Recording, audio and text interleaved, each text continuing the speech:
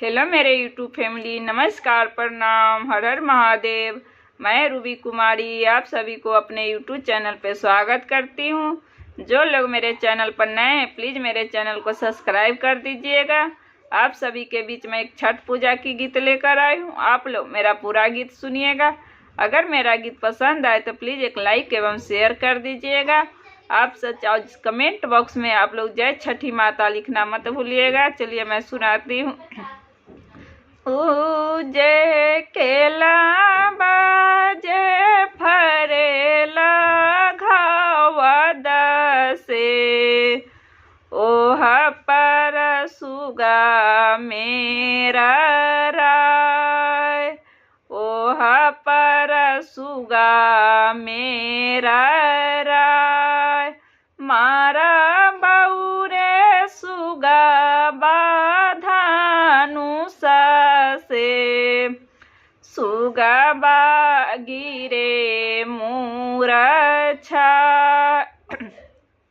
मारा बौरे सुगा बाधानु से, सुगा गिरई मूरछा, सुगा गिरई मूरछा।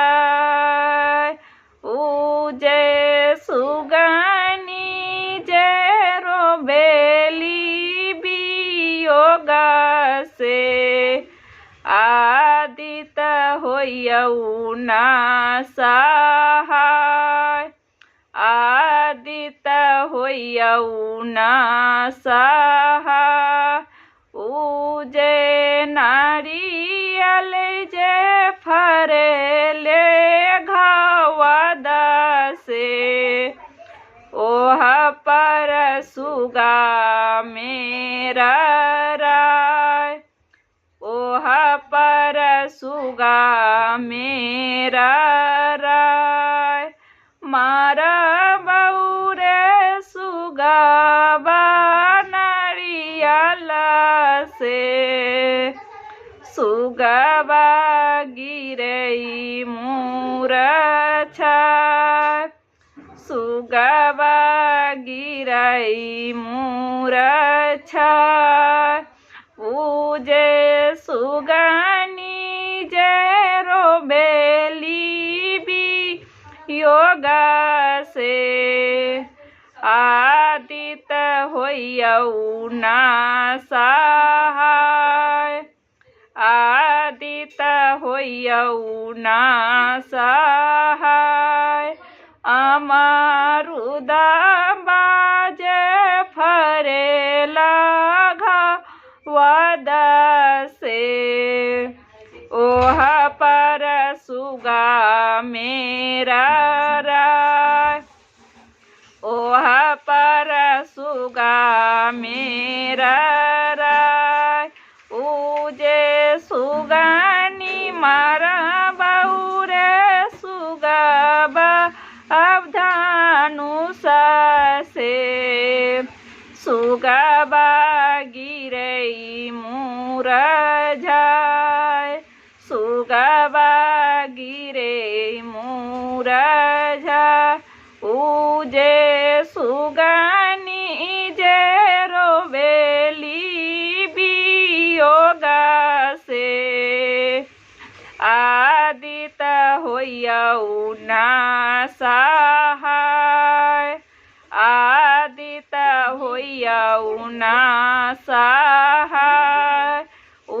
जे बाजे फरेला घावा दसे, ओह पर सुगा मेरा राय, ओह पर सुगा मेरा राय, मारा बौरे सुगा बाधानु से, सुगा गिरई मूरछा, सुगा गिरई मूरझा।